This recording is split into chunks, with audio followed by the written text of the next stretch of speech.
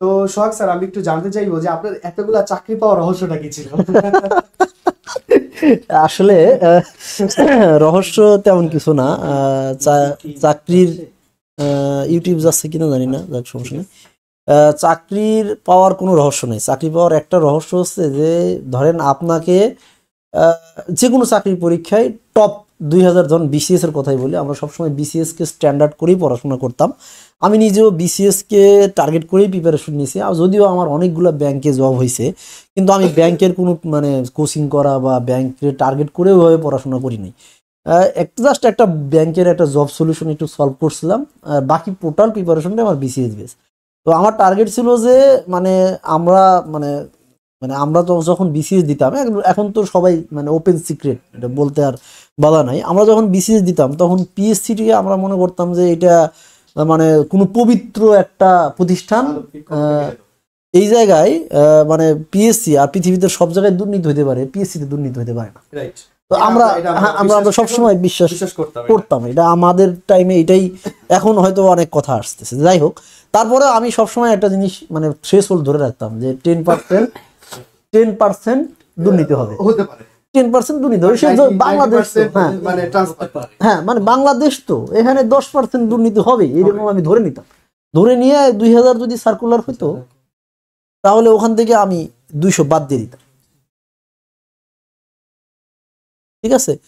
তো 200 বাদ দিয়ে দিতাম। তার মানে আমি সবসময় চিন্তা করতাম যে বিসিএস এ আমি যদি চাকরি পেতে চাই আমাকে 1800 জনের মধ্যে থাকতে হবে। তো আমার থ্রেশহোল্ডটা হলো এটা। তাহলে আমি আমাকে এমনভাবে প্রিপেয়ার করব যাতে আমি এই 1800 জনের মধ্যে থাকতে পারি। তো এইটার কারণে হয়তো কি যে আমি পরবর্তীতে স্যারের স্পিচটা বেশি শোনা যাচ্ছে। আচ্ছা ওকে ওকে, ঠিক আছে, সমস্যা নেই। আমরা মানে আমি জোরে কথা বলছি, তাহলে আমি একটু আস্তে কথা বলি। তো যাই হোক, তো আমি সবসময় যেটা চিন্তা করতাম যে যদি বিসিএস এর যদি চাকরি পেতে চাই তাহলে আমার বাংলাদেশের টপ 2000 জনের মধ্যে থাকতে হবে, মানে টপ 1800 জন।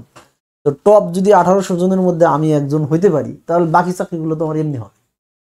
রাইট? তো হয়েছেও তাই আসলে, মানে একদম আমার মানে আপনি যদি বলেন যে সহজ রহস্য, তার মানে আপনার মানে রহস্যটা যদি আমি বলতে চাই যে আপনার মূল প্রস্তুতির টার্গেটটাই ছিল বিসিএস কে কেন্দ্র করে। হ্যাঁ, এবং আমার কথা হচ্ছে বাংলাদেশের ওই ক্লাসের মধ্যে ঢুকবেন যে বিসিএস এর প্রিপারেশনটা যদি আমি কমপ্লিট করতে পারি তাহলে বাংলাদেশের যত ধরনের চাকরি আছে সব আমার হয়ে যাবে, এবং সিলেবাসটা ওইভাবেই করে। সিলেবাসটা কিন্তু এটা কিন্তু আমরা সবসময় বলি আপনাদের যে আপনি যদি বিসিএস কে টার্গেট করেন, অর্থাৎ আমরা বলি যে বিসিএস প্রিপারেশন হচ্ছে ফাদার অফ অল প্রিপারেশন, এটা কিন্তু আমরা সবসময় বলি। অর্থাৎ আপনি যদি বিসিএস এর সর্বোচ্চ প্রস্তুতিটা নেন তাহলে বাংলাদেশের যে কোনো চাকরির প্রস্তুতি আপনার, জেনারেল সেক্টরের যে কোনো চাকরির প্রস্তুতি আপনার হয়ে যাবে।